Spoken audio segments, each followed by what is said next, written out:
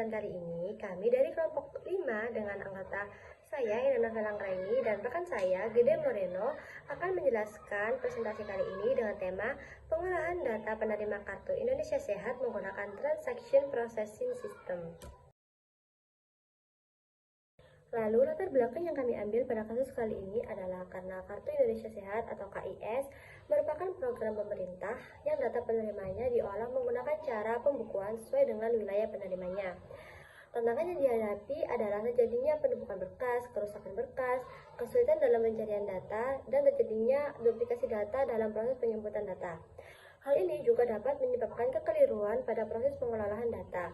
Berdasarkan permasalahan yang terjadi, maka diterapkannya Transaction Processing System atau TPS yang berupa sistem informasi berbasis web untuk memudahkan dan mengatur dan mengurangi kesalahan saat pengolahan data.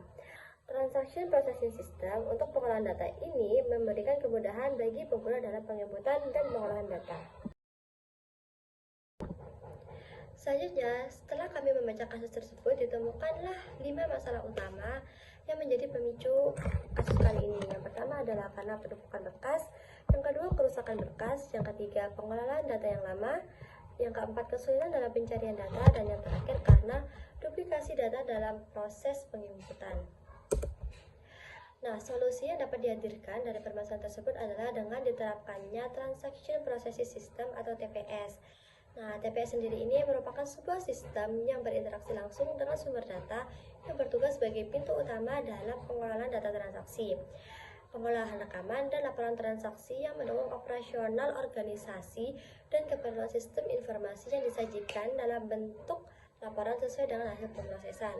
Sehingga aplikasi yang digunakan dalam sebuah TPS dapat mendukung jalannya fungsi-fungsi secara baik dan tepat waktu. Nah, selanjutnya ada proses.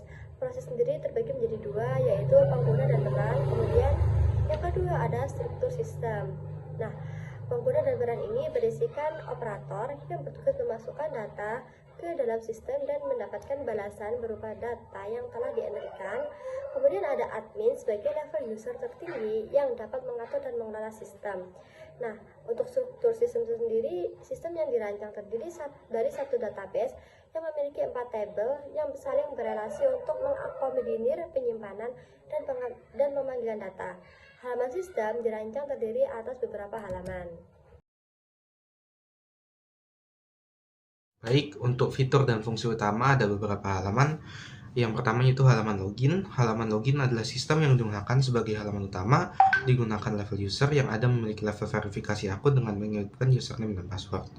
Lalu ada juga dashboard operator, merupakan halaman untuk mendapatkan data baru, melakukan perubahan dan penghapusan, dan pengurutan data yang akan digunakan oleh operator untuk melakukan tugas entry data ke dalam sistem dengan adanya struktur insert dengan combo box, option button, dan text box.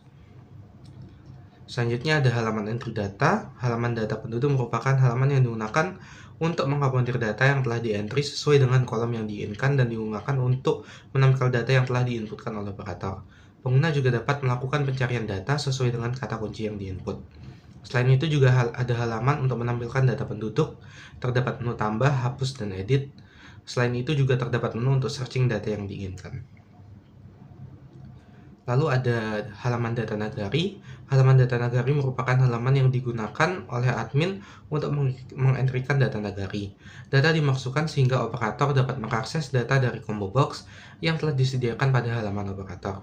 Admin dapat melakukan penghapusan dan pengeditan terhadap data nagari. Halaman ini bertujuan agar ketika operator mengetikkan data nagari, data yang termasuk memiliki isi yang sama. Lalu juga ada halaman data operator. Halaman data operator merupakan halaman yang digunakan untuk menampilkan operator yang memiliki hak akses terhadap sistem. Halaman ini merupakan halaman yang dapat diakses oleh admin atau level user tertinggi pada sistem. Admin dapat melakukan pengeditan dan penghapusan terhadap data operator. Lalu juga ada halaman pelaporan dan visualisasi. Ada laporan data penduduk, menampilkan ringkasan laporan data kependudukan, dapat dicetak atau diekspor untuk penggunaan lebih lanjut. Lalu juga ada grafik data penduduk, memvisualisasikan data kependudukan, misalnya dikelompokkan berdasarkan nagari, dalam bentuk grafik untuk memudahkan analisis. Baik, lalu ada tabel pengujian. Tabel pengujian ini mencakup semua halaman yang ada. Pengujian yang terjadi adalah pengujian black box yang dilakukan terhadap sistem yang dirancang. Pengujian black box merupakan sebuah pengujian yang dapat menginformasikan sesuai atau tidaknya sistem yang dirancang dengan analisa kebutuhan sistem di awal. Hasil pengujian ini adalah sistem yang dirancang berjalan sesuai dengan tujuan.